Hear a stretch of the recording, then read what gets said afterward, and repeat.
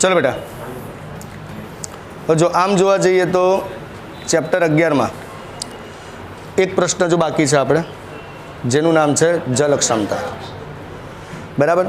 તો એ થોડો ફ્રેશ માઇન્ડે લેવો છે, એ કાલે લઈશું આપણે. ધ્યાન રાખજો બેટા. એટલે આજે હવે નવો પાઠ સ્ટાર્ટ કરી દઈએ છીએ આપણે, જેનું નામ છે ખનિજ પોષણ, ચેપ્ટર નંબર 12. હવે સાંભળજો બેટા, ચેપ્ટર નંબર 11 અને ચેપ્ટર નંબર 12ની એક વાત કહી દઉં તમને. હાલ ચોપડી ખોલવાની જરૂર નથી બેટા, છેલ્લે વાંચવાનું કોઈ વખત ખોલજો. હાલ ચોપડી બધા બંધ કરી દો. ચેપ્ટર 11 અને ચેપ્ટર 12ની એક વિશેષતા કહી દઉં કે ખરેખર તમારે 11માની એક્ઝામમાં જે સ્કૂલ એક્ઝામ થશે એમાં 11મું 12મું ચેપ્ટર છે નહીં. તો કે સાહેબ શું કરવા ચલાવ્યું? હવે 2022ની નીટમાં આવશે, સમજાય છે? એટલે પહેલેથી બેટા કહી દઉં છું કે તમારી તૈયારી બધી નીટ બેઝ ઉપર થાય છે. ખ્યાલ આવે છે કે નહીં?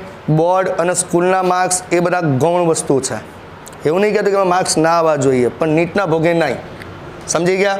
એ ટૂંકમાં ખુશ થઈ જવાનું. ભલે 10મામાં 90% લાયા કે 95% લાયા, તમે 90% લાયા 95% લાયા, 70% 11માં આવે ને એટલે ખુશ થઈ જવાનું. સમજી ગયા? રોવાની બેસવામાં 70 જ આવ્યા. ઓકે, તો ચલો 12મું પાઠ સ્ટાર્ટ કરીએ આપણે. 12મું પાઠ છે બેટા ખનિજ પોષણ. હવે એની ઇન્ટ્રોડક્શનની આપણે વાત કરવી છે બેટા. ખનિજ પોષણ શું છે? તો જો 2 પેજ આજે કમ્પ્લીટ પૂરા કરવાના છે આપણે. તો પૃથ્વી ઉપર તમે બધા જ સજીવ ઉપર નજર કરો. ચલો, બધી જ પ્રકારના, એક કોષી સજીવ જુઓ, બહુકોષી સજીવ જુઓ, આદિકોષ કેન્દ્રી જુઓ, સુકોષ કેન્દ્રી જુઓ.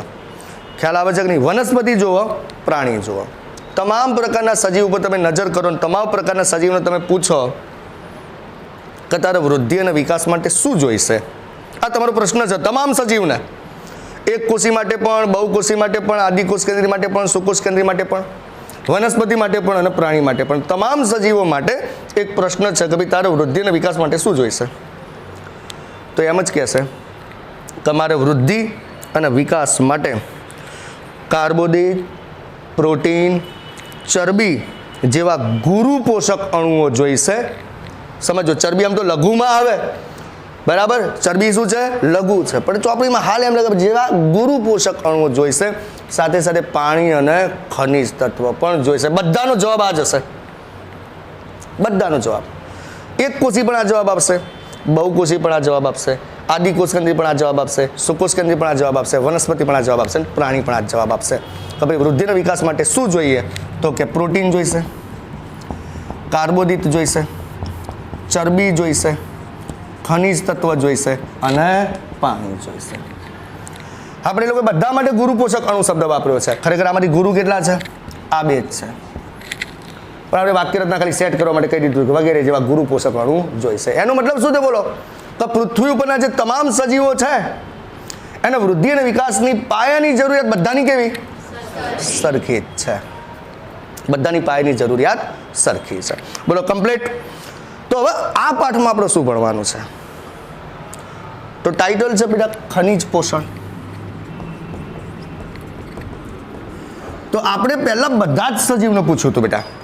બધા જ સજીવને, વનસ્પતિને પૂછ્યું, પ્રાણીને પૂછ્યું, એક કોષી સજીવને પૂછ્યું, બહુકોષી સજીવને પૂછ્યું, આદિકોષ કેન્દ્રીને પૂછ્યું અને સુકોષ કેન્દ્રીને પૂછ્યું. બધાને પૂછ્યું હતું મેં, અને બધાએ જવાબ આપ્યો હતો કે અમારે વૃદ્ધિ અને વિકાસ માટે પાયાની જરૂરિયાત આ છે. પણ આ પાઠની અંદર આપણો ફોકસ ખાલી ને ખાલી કોના ઉપર કરવાનો છે? વનસ્પતિ ઉપર. બીજા બધા તેલ લેવા ગયા. હવે બધો જ ફોકસ આપણો વનસ્પતિ ઉપર કરવાનો છે. અને વનસ્પતિને જરૂરિયાત તરીકે આટલી બધી વસ્તુની જરૂર છે ને, પણ એમાંથી ખાલી ખનિજની જરૂરિયાત વિશે જ આપણે આ પાઠમાં ભણવાનું છે. એટલે જો મેક્રોથી માઇક્રો તરફ આવી ગયા આપણે. શરૂઆત કરી એટલે કે ઓહો આટલા બધા જ સજીવને આટલી બધી વસ્તુઓ જોઈશે. પણ ખરેખર આ પાઠમાં બધાનો અભ્યાસ કરવાનો નથી. આ પાઠમાં માત્ર આ બધા સજીવમાંથી ખાલી કયા સજીવનો? વનસ્પતિનો અભ્યાસ કરવાનો છે. એ પણ કોની જરૂરિયાતનો અભ્યાસ? ખનિજની જરૂરિયાતનો અભ્યાસ કરવાનો છે. તો આ પાઠનો પહેલો અભ્યાસ છે કે વનસ્પતિના ખનિજની શું જરૂરિયાત છે. એનો મતલબ કે આ પાઠ આખો ખનિજ તત્વ ઉપર આધારિત છે. એટલે ટાઇટલ આપ્યું છે બેટા ખનિજ પોષણ. અને 11મા પાઠમાં તમે ભણીને આવ્યા કે જમીનમાંથી એ ખનિજ તત્વો લે છે, એનો ઉપયોગ કરે છે. ઓકે, સાથે સાથે બીજું બધું શું છે? તો બીજા બધા જ પ્રશ્નો ટૂંકમાં ભણવાના છે. ખનિજ સંબંધિત પ્રશ્નો જ ભણવાના છે. જેમ કે વનસ્પતિના વૃદ્ધિ અને વિકાસ માટે કયા કયા ખનિજ તત્વ અનિવાર્ય છે એને ઓળખવાની રીતો ભણવાની છે. તો ધ્યાન રાખજો આ પાઠમાં બીજું શું ભણવાનું છે તો અનિવાર્ય એટલે ફરજિયાત ખનિજ તત્વને ઓળખવાની રીત ભણવાની છે. હું પછી એક એક વાક્ય સમજાવું, ચિંતા ના કરો.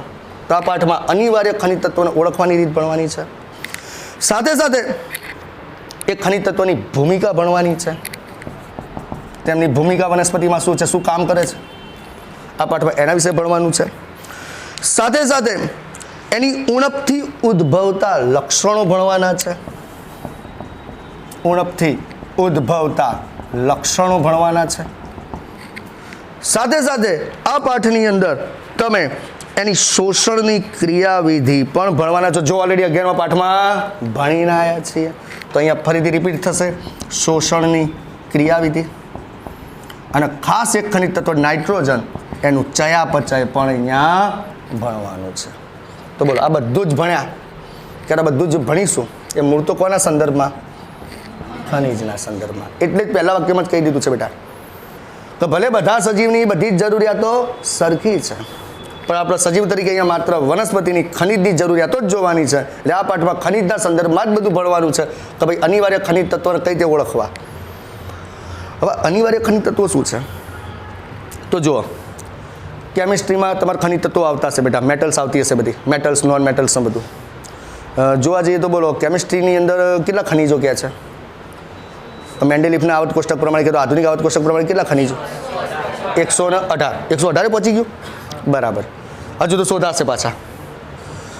ધ્યાન રાખજો બેટા તો કેમિસ્ટ્રીના આંકડા પ્રમાણે 118 ખનિજ છે બરાબર.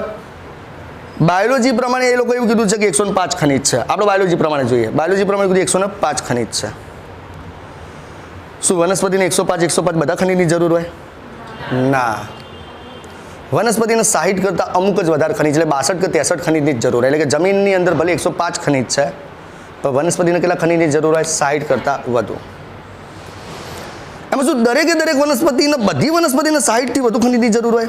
ના, એ જનરલ ખનિજો 60 વાપરે પણ એમાંથી કોઈક વનસ્પતિ 60 પૈકી 32 જ વાપરે, કોઈ વનસ્પતિ 60 પૈકી 40 જ વાપરે. બેટા ક્લિયર થાય છે કે નહીં? કોઈ વનસ્પતિ 60 પૈકી 40 જ વાપરે. બેટા ક્લિયર થાય છે? કોઈક 50 જ વાપરે. પણ હા અમુક ખનિજ એવા છે કે ફરજિયાત વાપરે, ફરજિયાત. દાખલા તરીકે મેગ્નેશિયમ ફરજિયાત વાપરે. ગમે તે વનસ્પતિને પૂછો, એકાંગી વનસ્પતિને પૂછો, દ્વિઅંગી વનસ્પતિને પૂછો, ત્રિઅંગી વનસ્પતિને પૂછો, અનાવૃતને પૂછો, આવૃતને પૂછો, બોલો મેગ્નેશિયમ જુઓ છે કે આ જોઈશે જ, મેગ્નેશિયમ વગર નહીં ચાલે. તો એ ખનિજ અનિવાર્ય કહેવાય, ફરજિયાત. બીજા નંબરનું ખનિજ કેલ્શિયમ. ગમે તે વનસ્પતિને પૂછો, એકાંગી, દ્વિઅંગી, ત્રિઅંગી, અનાવૃત, આવૃત, ગમે તે વનસ્પતિને પૂછો ભાઈ કેલ્શિયમ હા ફરજિયાત જોઈશે. સલ્ફર ફરજિયાત જોઈશે, ફોસ્ફરસ ફરજિયાત જોઈશે, નાઇટ્રોજન ફરજિયાત જોઈશે, કાર્બન ફરજિયાત જોઈશે, ઓક્સિજન ફરજિયાત જોઈશે, નાઇટ્રોજન ફરજિયાત જોઈશે. તો એનો અનિવાર્ય કહેવાય. એટલે આ સમજ્યા કે નહીં કે જે ખનિજ તત્વો એને ફરજિયાત જોઈએ બેટા એ એના માટે અનિવાર્ય છે. એટલે એનો મતલબ ભલે જમીનમાં 105 ખનિજ છે એમાંથી વનસ્પતિના 60થી વધુ ખનિજ જોઈએ છે પણ એમાં અનિવાર્ય ખનિજની સંખ્યા તો બહુ ઓછી છે અને એની સંખ્યા છે 17. એટલે એનો મતલબ બોલો હું XYZ ગમે તે વનસ્પતિ લઉં એમાં ઓછામાં ઓછા કેટલા ખનિજ તો હાજર હોવા જ જોઈએ? 17 તો હોવા જ જોઈએ. સમજ્યા? તો એના અનિવાર્ય બેટા એટલે આંકડાની માયાજાળમાં ફસાતા નહીં. બોલો ક્લિયર થયું? બોલો જમીનમાં કેટલા ખનિજો છે? 105. એમાંથી જુદી જુદી વનસ્પતિઓ ટોટલ કેટલા ખનિજો વાપરી શકે? 60. પણ એમાંથી જે દરેક વનસ્પતિ વાપરે એને અનિવાર્ય કહેવાય. એની સંખ્યા કેટલી? 17. અને 17 કયા છે કાલે વાત આવશે. પણ ચલો અમુક વનસ્પતિમાં સ્ટ્રોન્સિયમ જોવા મળે છે, અમુક વનસ્પતિમાં સ્ટ્રોન્સિયમ જોવા મળે છે, અમુક વનસ્પતિમાં સ્ટ્રોન્સિયમ જોવા નથી મળતું. તો શું સ્ટ્રોન્સિયમ એ અનિવાર્ય કહેવાય? ના, સીધી વસ્તુ. અમુકમાં ઓરિયમ એટલે કે સોનું જોવા મળે છે, અમુકમાં સોનું નથી જોવા મળતું. તો અનિવાર્ય કહેવાય? ના. ક્લિયર? પણ હા કાર્બન બધી વનસ્પતિમાં જોવા મળે તો કાર્બન અનિવાર્ય. તો એનો મતલબ હવે આપણને ખબર પડી કે આ પાઠમાં મારે માત્ર ને માત્ર ખનિજ ઉપર ફોકસ કરવાનું છે. એમાં ખનિજને ઓળખવાની રીત કે જે આ 17 અનિવાર્ય ખનિજોને ઓળખ્યા હશે એ કઈ રીતે ઓળખ્યા તો એની રીત ભણવાની છે. કે અનિવાર્ય ખનિજ તત્વોને કઈ રીતે ઓળખ્યા એની રીત ભણવાની છે. હવે ખબર પડી પહેલું વાક્ય કે ભાઈ આ 105માંથી 60 લે છે તો 60માંથી આ 70 અનિવાર્ય, તો કઈ રીતે ખબર પડી કે આ 70 અનિવાર્ય? અને ઓળખ ક્યાં કઈ રીતે તે ભણવાનું છે. એની ભૂમિકા શું વનસ્પતિમાં, શું કામ કરે છે, કેલ્શિયમ જઈને શું કામ કરે છે, મેગ્નેશિયમ જઈને શું કામ કરે છે, ક્લોરીન જઈને શું કામ કરે છે, એની ભૂમિકા ભણવાની છે. બરાબર. કદાચ એ ખનિજ તત્વ ઓછા પડ્યા જમીનમાં, ખનિજ તત્વ ઓછા છે, તેની ઉણપથી શું લક્ષણો ઉદ્ભવશે, શું ત્રુટિજન્ય લક્ષણો ઉદ્ભવશે એ ભણવાનું છે. કઈ રીતે શોષણ કરે છે એ ભણવાનું છે. અને નાઇટ્રોજનનું ચયાપચય કઈ રીતે થાય એ ભણવાનું છે. બોલો, ખબર પડી ગઈ બેટા? તો આ થઈ એની ઇન્ટ્રોડક્શન. હવે ચલો સાંભળો, ઇન્ટ્રોડક્શનના 2 નાના નાના ફકરા અહીંયા પૂરા કરી દીધા બેટા.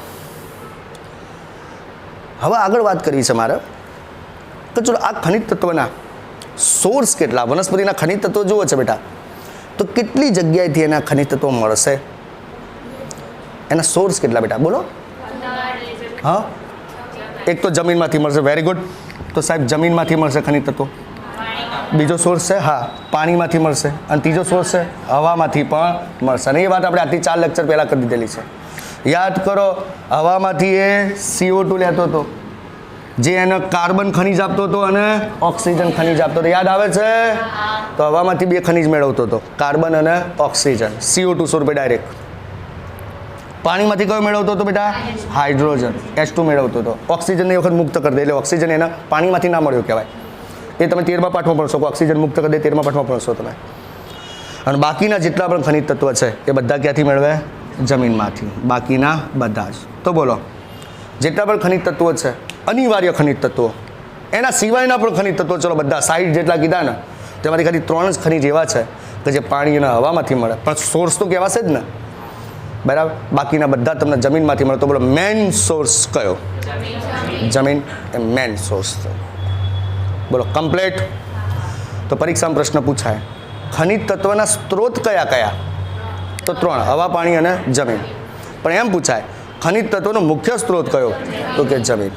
બોલો કમ્પ્લીટ. હવે જુઓ, તો એનો મતલબ બોલો કોઈ પણ વનસ્પતિને પોતાની વૃદ્ધિ કરવી છે, પોતાનો વિકાસ કરવો છે, તો સ્વાભાવિક છે એને ખનિજ તત્વો તો અનિવાર્ય છે, ચોઈસે જ. અને એ મોટાભાગના ખનિજ તત્વો બેટા જમીનમાંથી મળે છે. તો શું જમીન વગર ખેતી કરવી શક્ય બનશે? ના, પહેલી નજરે નહીં બને સાહેબ, પોસિબલ જ નથી. જમીન વગર કઈ રીતે ખેતી કરશો? ખનિજ તત્વો ક્યાંથી લાવશે? અને ખનિજ તત્વ વગર એટલે વૃદ્ધિ વિકાસ નહીં થાય, જીવનચક્ર અધૂરું રહેશે, વનસ્પતિ નાશ પામશે. પણ ઈસવીસન 1860માં એક સાયન્ટિસ્ટ આવ્યો, એને કીધું કે આપણી પાસે એક ટેકનિક છે જેમાં તમે જમીન વગર પણ ખેતી કરી શકો છો. બધા નવી લાગી, સારું હોય જ નહીં, પોસિબલ જ નથી યાર. જેમ તમને અંદર ઝાટકો લાગ્યો સાહેબ, શક્ય જ નથી. કાંઈ જમીન વગર ખેતી કરીશું તો ખનિજ તત્વ ક્યાંથી આવશે? પણ કે ના, આપણી પાસે એક ટેકનિક છે જમીન વગર ખેતી કરવાની, અને એ ટેકનિકનું નામ મેં આપ્યું છે હાઇડ્રોપોનિક્સ, જેને ગુજરાતીમાં કહેવાય જલ સંવર્ધન, જે તમે 8મા ધોરણમાં ભણીને આવ્યા છો. બોલો હાઇડ્રોપોનિક્સ આવ્યું નહીં 8મા ધોરણમાં? બરાબર. હાઇડ્રોપોનિક્સ એક એવી પદ્ધતિ છે કે જેમાં તમે જમીન વગર ખેતી કરી શકો છો. ભલે હાલ હાઇડ્રોપોનિક્સને એટલું બધું મહત્ત્વ આપણા ભારત જેવા દેશોએ નથી આપ્યું, પણ આજે નહીં તો કાલે એને મહત્ત્વ આપવું જ પડશે, કારણ કે દિવસે દિવસે વસ્તી વધતી જાય છે. બરાબર. 700 કરોડ ઉપર વસ્તી વિશ્વની થઈ ગઈ. એમાં ભારત અને ચીન જ 50% વસ્તી લઈને બેઠું છે. સાચું ખોટું? બરાબર. 45% જેટલી વસ્તી તો ભારત અને ચીન પાસે છે. 700 કરોડ ગણતરી મારો સીધી વસ્તુ છે. ભારતની વસ્તી 135 કરોડ ગઈ વખત હતી 2010માં. 2020માં તો વસ્તી ગણતરી થવી જોઈએ, પણ કોવિડના કારણે વસ્તી ગણતરી થઈ નહીં. તો ભારત આમ કસામ પહેલો નંબર નહીં આવતો.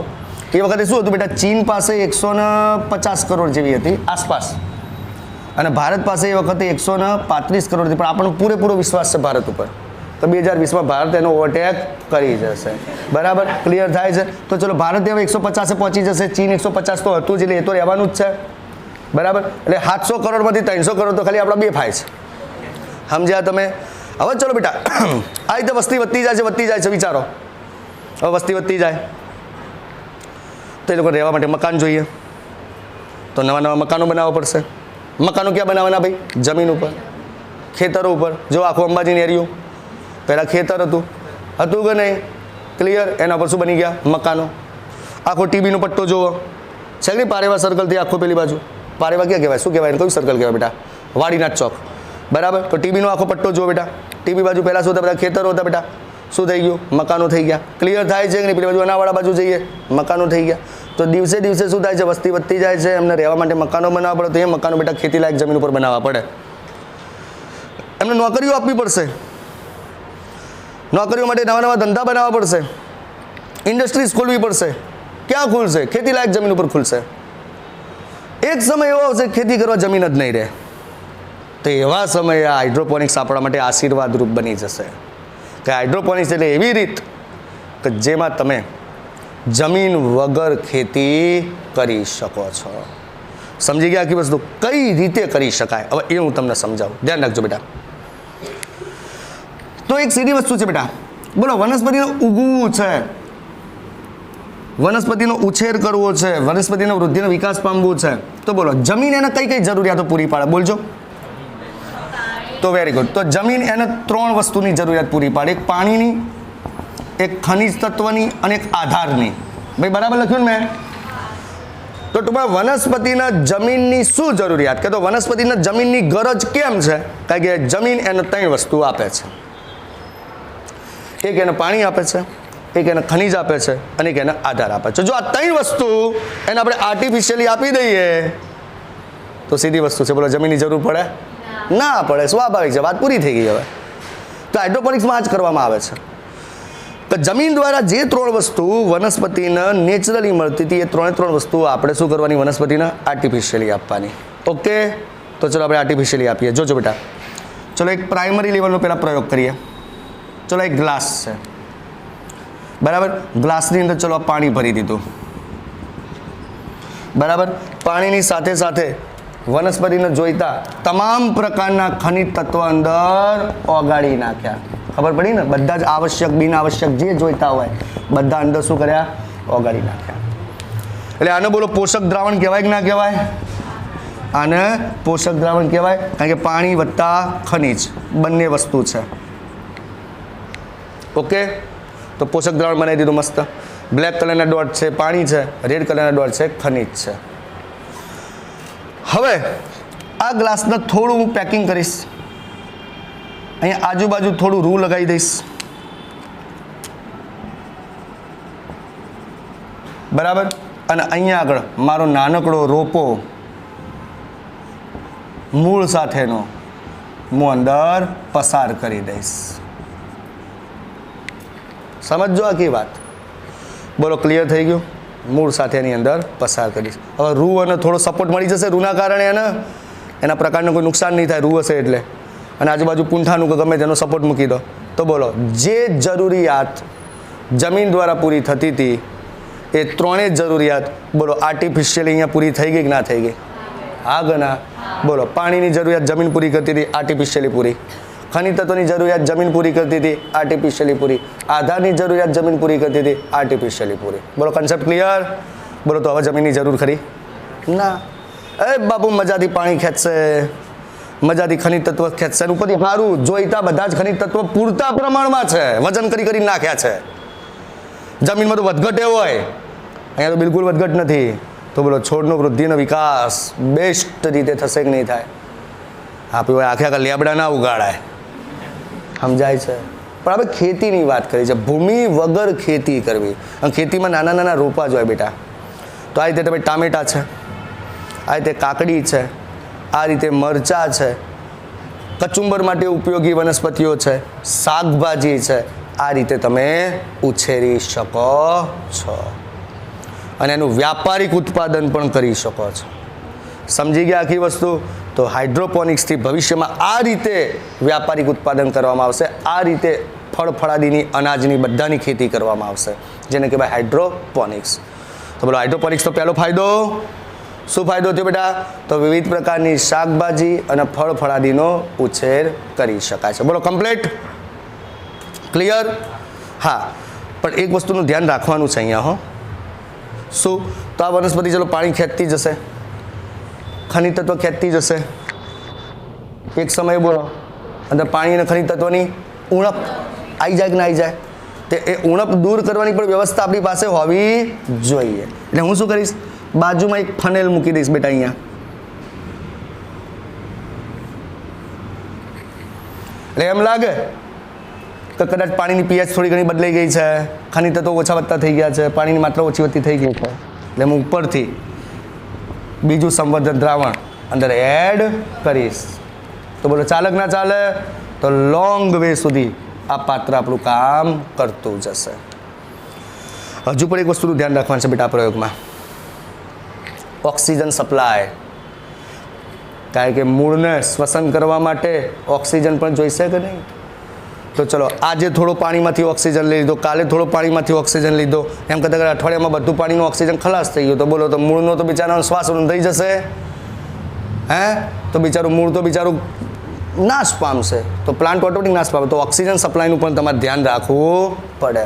તે વખતે પાઇપ દ્વારા ટૂંકમાં ઓક્સિજન આપવાની વ્યવસ્થા પણ અંદર હોવી જોઈએ. બોલો કન્સેપ્ટ ક્લિયર? 100%.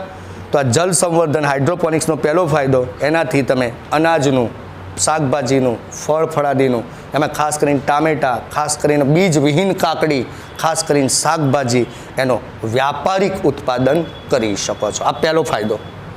બીજો ફાયદો પણ, આ વ્યાપારિક ઉત્પાદન તમે ભૂમિ વગર કરી શકો છો. આ બીજો ફાયદો, ભૂમિ વગર. બોલો ક્લિયર? ઓકે. તો હવે આ વાત તો આપણે પૂરી થઈ ગઈ. આને હાઇડ્રોપોનિક્સ કહેવાય. તમને જાણીને નવી લાગશે, આ હાઇડ્રોપોનિક્સ પણ અમુક જગ્યાએ આનાથી એડવાન્સ વપરાય છે. જ્યારે મોટા પાયે, આ તો પ્રાયોગિક ધોરણે બેટા તમે વાપરીને, પણ જ્યારે તમારે વ્યાપારિક ઉત્પાદન કરવું છે તો આવા કેટલા ગ્લાસ ઊભા કરશો તમે? હે? તો એ વખતે આ લોકો શું કરતા હોય છે, ધ્યાન રાખજો.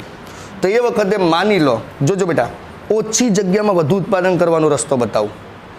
તો માની લો કે હું એવું વિચારું કે મારે ખેતી કરી અને કરોડપતિ બનવું છે. ખેતી કરીને કરોડપતિ, તો એના માટે બોલો મારે કેટલા બધા વીઘા જમીન ખરીદવી પડે? હા કે ના? 1-2 વીઘામાં કોઈ કરોડપતિ ના બનાય, 1-2 વીઘામાં તો રોડપતિ જ બનાય. સમજણ પડે છે? તો મારે હજારો લાખો વીઘા જમીન ખરીદવી પડે, ત્યારે હું કરોડો રૂપિયા કદાચ ખેતીમાં કમાઈ શકું. પણ મારે ખાલી 2 વીઘામાં, જો ખાલી 2 વીઘામાં મારે બોલો કરોડ રૂપિયાની ખેતી કરવી હોય તો એ થાય કઈ રીતે? તો જોજો બેટા, ખાલી 2 વીઘા જમીનમાં કરોડપતિ બનીએ આપણે. ચલો, આ 2 વીઘા જમીન છે, એના ઉપર 20 માળની બિલ્ડિંગ બાંધી દો. 1, 2, 3, 4, 5, 6, 20 માળની બિલ્ડિંગ બાંધી દો. તો રહેવા નહીં જવાનું? સમજણ પડે છે કે નહીં? અને દરેક માળ ઉપર ત્યાં આગળ હાઇડ્રોપોનિક્સ કરવાની હવે આપણે, દરેક માળ ઉપર. તો બોલો 2 વીઘા જમીન જ ખાલી ઇન્વેસ્ટમેન્ટ થયું ને આપણું, અને બીજું ઇન્વેસ્ટમેન્ટ બિલ્ડિંગ બાંધવાનું. બરાબર? ક્લિયર થાય છે? એમાં જમીન ઉપર તો ખેતી નહીં જ કરવાની, તો બિલ્ડિંગ બનાવવા માટે જમીન ખાલી વાપરી તમે. હવે શું કરીશ હું બેટા, જોજો. તો અહીંયા સાઈડમાં નાનો પ્રયોગ બતાવું છું તમને. તો ચલો, આ એક મોટા ગાળાવાળી પાઇપ છે, બરાબર? અહીંયા આગળ એક નાના ગાળાવાળી પાઇપ છે. ક્લિયર? અહીંયા આગળ આપણું પાણી ભરેલું પોષક દ્રાવણવાળું પાત્ર છે. સાંભળજો બેટા, જેમાં લાલ કલરથી પોષક દ્રાવણ છે બેટા. અને આ પાઇપમાં મેં આ રીતે એક તરફી છિદ્ર પાડી દીધા છે. સમજ્યા તમે? અને આ છિદ્ર પાડ્યા એની અંદર મેં નાના નાના રોપા ગોઠવી દીધા છે.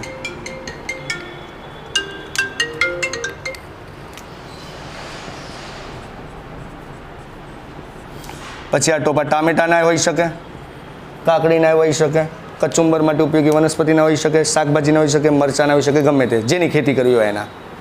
ઓકે, હવે બેટા હું શું કરીશ, અહીંયા આગળ જો બેટા, એક મોટર ગોઠવી દઈશ. બોલો, મોટર પાણીને ખેંચશે? હા કે ના? એટલે બોલો પાણી આ પાઇપમાં આવશે, પણ એકલું પાણી છે કે પોષક દ્રાવણ છે? પાણી વત્તા ખનિજ તત્વો બંને છે. ઓકે, એ પાણી આ પાઇપ દ્વારા બોલો મોટી પાઇપમાં આવશે. બોલો, મોટી પાઇપમાં મૂળ સાથેનો છોડ છે, પોષક તત્વોનું પાણી ખેંચશે. આ મોટી પાઇપ એને આધાર આપે છે, અને વધારાનું જે પાણી છે પાછું અહીંયા આગળ સાયકલ આખું ચાલતું રહેશે. ક્લિયર? તો બોલો, આવી આખી બધી પાઇપલાઇન દરેક માળ ઉપર ગોઠવી દઉં એટલે સમજાય છે. અને હા, બારીની વ્યવસ્થા, દરવાજાની વ્યવસ્થા એવી કરું કે સૂર્યપ્રકાશ મળતો રહે. એટલું તો આર્કિટેક્ટ આપણું વિકસિત થઈ જ ગયું છે કે બારી અને દરવાજાને તમે એવી રીતે ગોઠવી શકો કે તમને સૂર્યપ્રકાશ મળતો રહે. કે તો કંઈક એવા અરીસાઓ ગોઠવો તમે કે પરાવર્તન થઈને સૂર્યપ્રકાશ એ બાજુ આવે ટૂંકમાં. તો બોલો, વ્યાપારિક ઉત્પાદન તમે કરી શકો કે ના કરી શકો? બોલો, કન્સેપ્ટ ક્લિયર થઈ ગયો? તો ટૂંકમાં હાઇડ્રોપોનિક્સથી 2 ફાયદા આપણે જોયા. પહેલો ફાયદો કે જમીન વગર ખેતી થઈ શકે છે, અને બીજો ફાયદો વ્યાપારિક ઉત્પાદન થઈ શકે છે. બોલો, ક્લિયર? સરસ. ચલો હવે જો બેટા, હાઇડ્રોપોનિક્સનો ત્રીજો ફાયદો તો કયા ખનિજ તત્વોની શું ભૂમિકા છે ને એ જાણવા માટે પણ હાઇડ્રોપોનિક્સ ઉપયોગી છે. કયા ખનિજ તત્વની શું ભૂમિકા છે? તો કે આપણને ખબર નથી કેલ્શિયમ શું કામ કરે છે, આપણને ખબર નથી કે મેગ્નેશિયમ વનસ્પતિમાં જઈને શું કામ કરે છે. તો મારે જાણવું છે કે વનસ્પતિમાં જઈને કેલ્શિયમ શું કામ કરે છે, વનસ્પતિમાં જઈને મેગ્નેશિયમ શું કામ કરે છે, વનસ્પતિમાં જઈને ક્લોરીન શું કામ કરે છે, મારે જાણવું છે. તો દરેક ખનિજ તત્વની વનસ્પતિમાં શું ભૂમિકા છે એ જાણવા માટે પણ હાઇડ્રોપોનિક્સ ઉપયોગી છે. હાઇડ્રોપોનિક્સના આવા 3 ફાયદા થયા.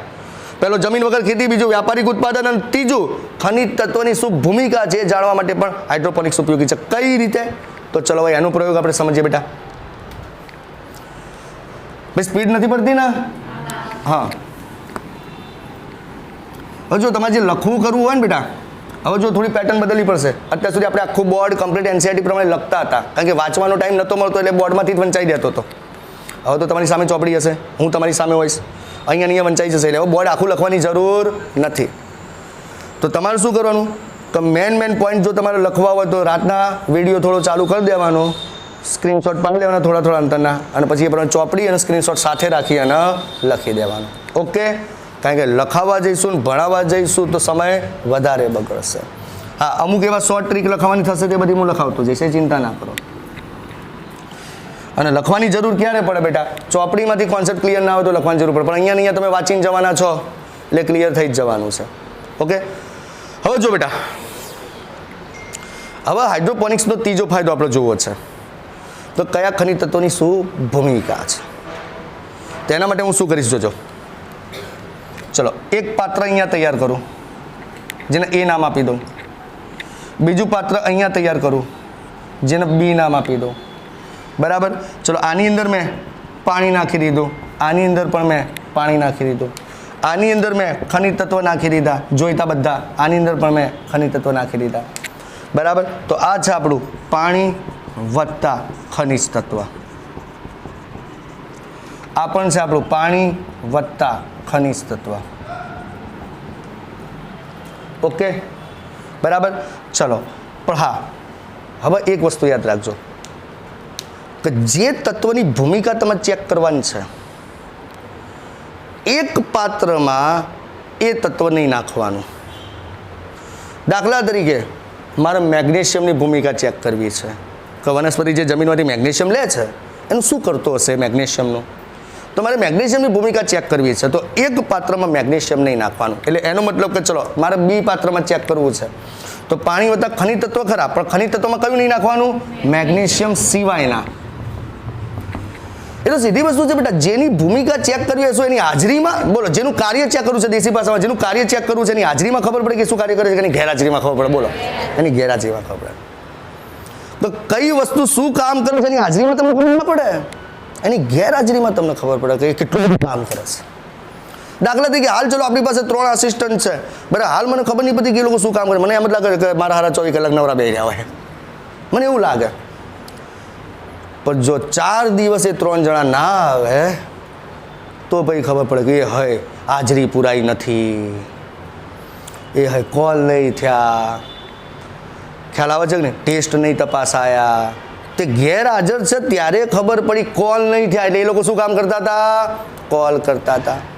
એ ગેરહાજર છે ત્યારે ખબર પડી કે હાજરી નથી પુરાઈ તો શું ખબર કરતા હતા? એ લોકો હાજરી પૂરતા હતા. ટૂંકમાં કોઈ વ્યક્તિ શું કામ કરે છે એની ભૂમિકા એની હાજરીમાં ખબર ના પડે, એની ગેરહાજરીમાં ખબર પડે. દાખલા હાલ હું તમને લિસ્ટ બનાવવાનું કહું બેટા તો ચલો મમ્મી શું કામ કરે છે લખો, તો તમે વધુમાં વધુ 20 થી 25 કામ જ લખી શકશો. તમારા મધર શું કામ કરે છે લખો તો વધુ તમે 20 થી 25 કામ જ લખી શકશો. પણ 3 પત્તા ભરવા હોય ને તો મમ્મીને અઠવાડિયું મોમાન ઘેર મોકલી દેવાની કે જાતું જતી રહે. કેમ? તમારે તારી ભૂમિકા ચેક કરી શકતું શું કામ કરે છે. તો મમ્મી ખાલી અઠવાડિયું મામાને ઘેર જતી રહે એટલે પહેલું જ હવાના ટ્યુશનમાં રજા પડે. સવારે 6 વાગ્યા ટ્યુશન રજા પડે. એનું કે મમ્મી સવારે રોજ વહેલા ઉઠાડે છે, પહેલું કામ જે અત્યાર સુધી નજરમાં આવ્યું જ નહોતું, આપણને ગણકાર્યું જ નહોતું. એ તો હું ઉઠી જાય, એલાર્મ મૂકીને ઉઠે, એલાર્મ 10 વાર વાગે, 10 વાર બંધ કરીને હોઈ જઈએ. હવાની પરમાં ઉઠીએ, ટ્યુશન મોડું થઈ ગયું ઉઠવામાં બરાબર. ચા બનાવે છે મમ્મી, આમ તો ટાઈમસર ચા બનાવતી, ચા બની જાય ને પછી મને ઉઠાડતી. સમજાય છે? તો કે ટાઈમસર ચા બનાવતી. સવારે ઉઠીએ, ટ્યુશન જવાનું છે, બાઇકની ચાવી નહીં મળતી, એક્ટિવાની ચાવી નહીં મળતી, હરી ક્યાં ગઈ? મમ્મી ચાવી ઠેકોણે મૂકતી હતી. સમજાય છે? આવા નાના નાના તો અસંખ્ય કામ એ કરે છે. એની ગેરહાજરીમાં ખબર પડે કે એનું મહત્વ શું છે. હાજરીમાં કોઈ પણ વ્યક્તિનું મહત્વ ખબર પડે નહીં. તો અહીંયા આગળ સીધી વસ્તુ છે, જે ખનિજ તત્વનું મહત્વ તમારે જાણવું છે, જે ખનિજ તત્વની ભૂમિકા તમારે જાણવી છે, તો સ્વાભાવિક છે ખનિજ તત્વ હાજર રાખવાનું કે ગેરહાજર રાખવાનું?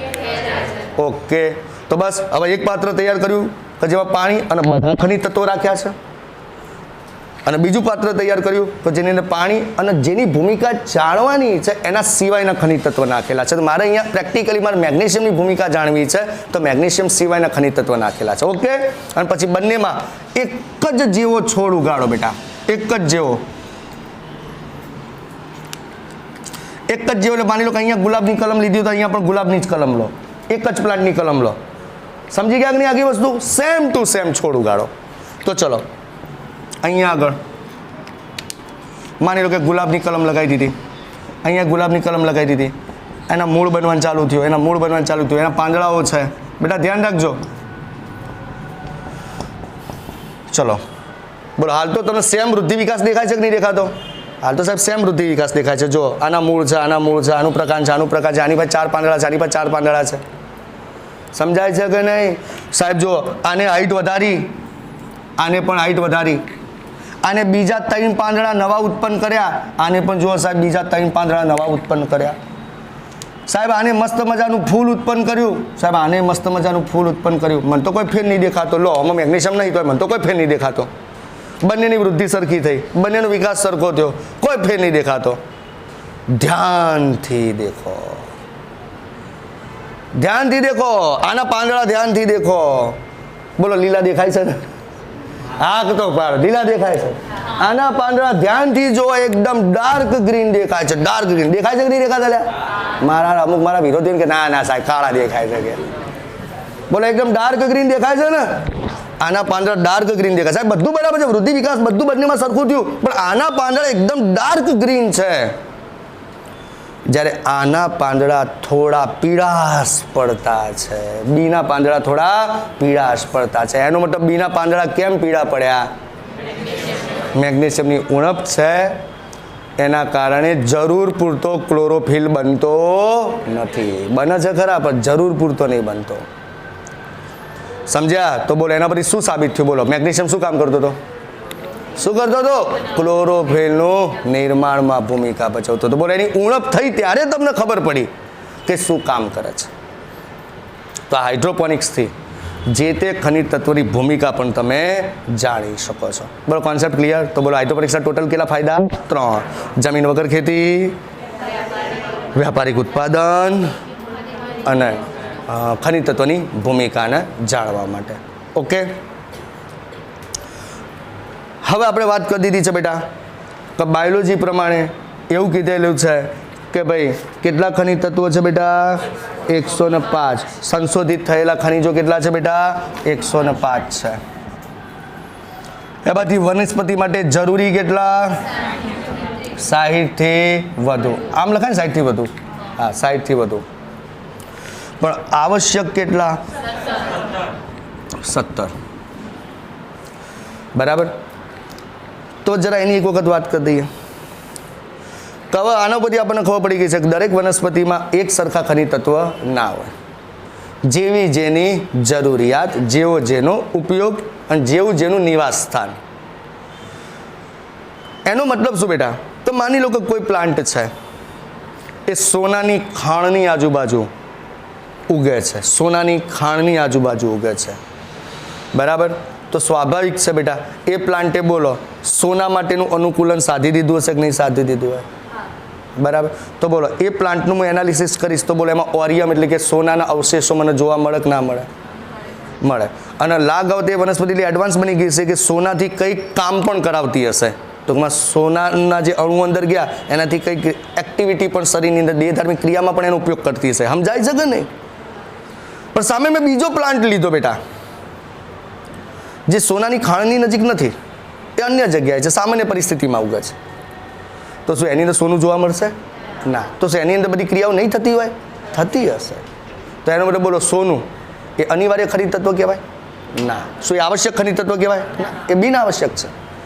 હોય તો લેશે, એનો ચયાપચયમાં ઉપયોગ કરશે, નહીં હોય તો નહીં લે, અને એના બદલે કોઈ બીજાનું ચયાપચયમાં ઉપયોગ કરશે. એટલે સમજાય છે કે નહીં? એટલે આવશ્યક નથી.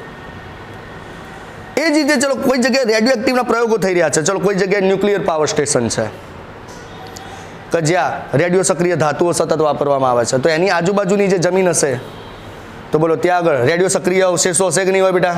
તો ત્યાં સ્ટ્રોન્સિયમ જેવી ધાતુઓ હશે, સ્ટ્રોન્સિયમ રેડિયો સક્રિય ધાતુઓ. અને ત્યાં જો કોઈ વનસ્પતિ ઉગે છે તો બોલો સ્ટ્રોન્સિયમ પ્રત્યે કેવી થઈ ગઈ છે? અનુકૂળ થઈ ગઈ હશે. તો બોલો એના શરીરમાં જે સ્ટ્રોન્સિયમ જશે, એના શરીરમાં જે સ્ટ્રોન્સિયમ એ બોલો ફાયદાકારક રહેશે કે નુકસાનકારક રહેશે? ફાયદાકારક. એને સ્ટ્રોન્સિયમ સામે અનુકૂળતા સાધી દીધી એટલે તો ટકે છે. પણ એ જ સ્ટ્રોન્સિયમ બીજી વનસ્પતિમાં હશે? નહીં હોય. અને કદાચ બીજી વનસ્પતિને હું હાથે કરી સ્ટ્રોન્સિયમ આપું તો લાગો ઝેરી અસર થશે. એટલે જે સ્ટ્રોન્સિયમ ફલાણી વનસ્પતિની અંદર ફાયદાકારક હતું એ જ સ્ટ્રોન્સિયમ બીજી વનસ્પતિમાં ઝેરી પણ સાબિત થાય. તો શું એ સ્ટ્રોન્સિયમને પણ હું આવશ્યક ખનિજ તત્વ કહીશ? નહીં કહું. તો સાહેબ આવશ્યક કોને કહેવાય?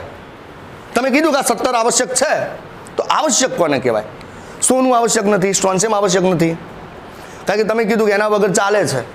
જેને મળે એ લે છે અને વાપરે છે, જેને નહીં મળતું નહીં લેતું ને એ નહીં વાપરે, એટલે બીજાથી કામ ચલાવે છે. તો આવશ્યક કોને કહેવાય? તો ધ્યાન રાખજો, એના 3 માપદંડ છે. કયા ખનિજ તત્વ એ આવશ્યક ખનિજ તત્વ છે? એના 3 માપદંડ છે.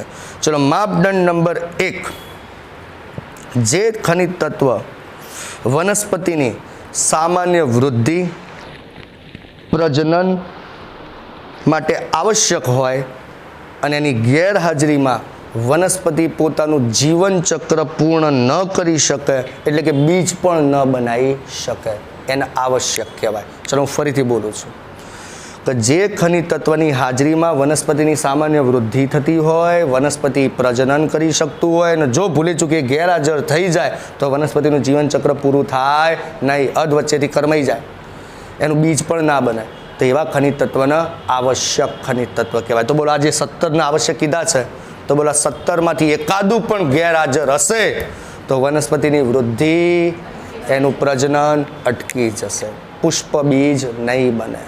એવું થઈ શકે. એટલે કે જે ખનિજ તત્વ સામાન્ય વૃદ્ધિ માટે જરૂરી છે, સામાન્ય પ્રજનન માટે જરૂરી છે, અને જેની ઉણપના કારણે તરત જ શેના પર અસર પડી જાય? એની ઉણપમાં એના વિકાસ ઉપર અસર પડી જાય, દેહધાર્મિક ક્રિયા ઉપર અસર પડી જાય. બોલો ક્લિયર થાય છે ને બેટા? એનું જીવન ચક્ર અટકી જાય, બીજ ના બને, તો એવા ખનિજ તત્વોને આવશ્યક ખનિજ તત્વ કહેવાય. તો જે carbon, hydrogen, oxygen, nitrogen, phosphorus, sulphur, calcium, magnesium, chlorine, આવા તો 17 ખનિજ તત્વો છે કે જે આવશ્યક છે. ચલો નંબર 2, આવશ્યકનો પહેલો માપદંડ કહી દીધો. બોલો ફરીથી રિપીટ કરી દો. બોલો પહેલો માપદંડ શું? આ થિયરી માટે ઇમ્પોર્ટન્ટ છે બેટા, આવશ્યકની થિયરી માટે, 2 માર્ક્સની થિયરી માટે મોસ્ટ એમપી પ્રશ્ન. બરાબર. બોલો આવશ્યક ખનિજ તત્વનો પહેલો માપદંડ કયો? કે જે ખનિજ તત્વની હાજરીમાં વનસ્પતિ સામાન્ય વૃદ્ધિ કરે, પ્રજનન કરે, અને જેની ગેરહાજરીમાં એનું જીવન ચક્ર અટકી જાય અને બીજનું સર્જન ન થાય, તો એ ખનિજ તત્વને આવશ્યક કહેવાય. ચલો બીજું માપદંડ, માપદંડ નંબર 2, આવશ્યક ખનિજ તત્વ એટલે કે જેનું કાર્ય વિશિષ્ટ છે,